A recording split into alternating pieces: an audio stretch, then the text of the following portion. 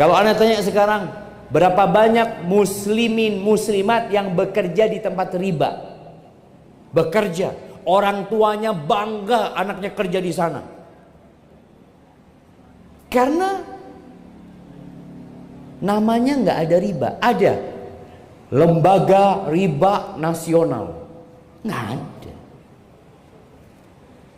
Pernah dengar kata-kata riba sekarang jamaah? Orang ketika transaksi, ini bapak insya Allah ribanya 5%. Na'udzubillah, haram riba, dilaknat sama Allah, mengumumkan peperangan kepada riba. Oh ya afwan, salah ngomong bapak, bunganya. Oh ya kalau bunga nggak apa-apa.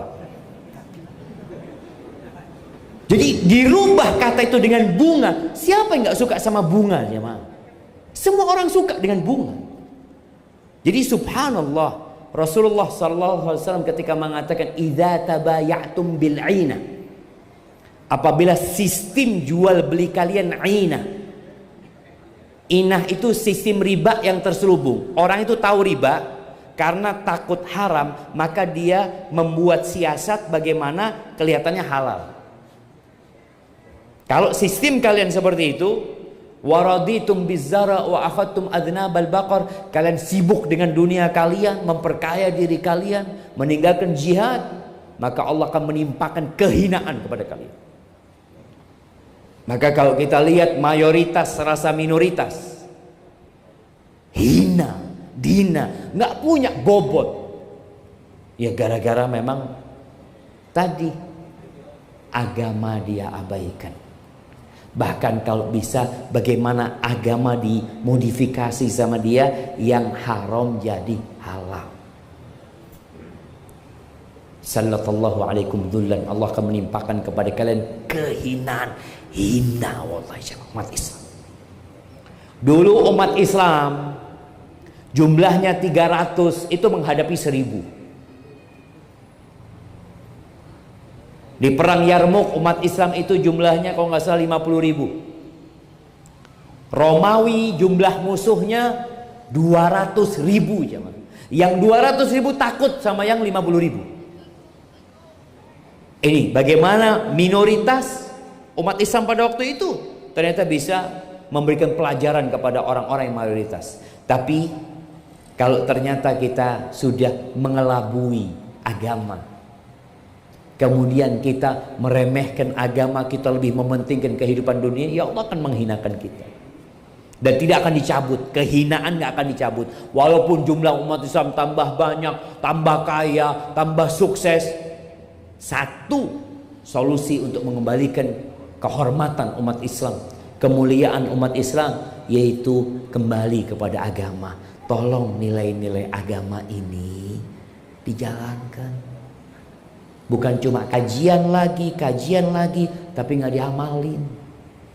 Agama itu ya sudah, qala Allah, qala Rasul. Kalau bicara agama, udahlah. Ustaz, kita bicara agama banyak Ustaz, orang-orang punya pemahaman agama, nggak usah ruwet-ruwet antum. Antum beragama yang biasa-biasa saja. Antum kalau beli mie, itu kan ada tambahan ini, ada level sekian pedesnya, ada tambahan telur. Enggak lah, maunya mie yang biasa-biasa aja. Islam yang biasa-biasa aja. Seperti apa? Ya udah dilakukan sama Nabi dan para sahabatnya, itulah yang kita kerjain. Gak usah ruwet-ruwet. Gak usah ruwet-ruwet dalam beragama. Yang mereka kerjakan, yang mereka contohkan, itu yang kita kerjakan. Maka di sini tadi perlu kita belajar agar kerjaan kita bernilai ibadah. Kita belajar mana yang halal, mana yang haram. Dan ingat, yang halal itu lebih banyak daripada yang haram. Ada seorang kiai di Jember dulu. Paman anak hadir di kajian, dia cerita tentang sebuah ungkapan. Jadi ungkapan ini mungkin sudah puluhan tahun yang lalu jemaah.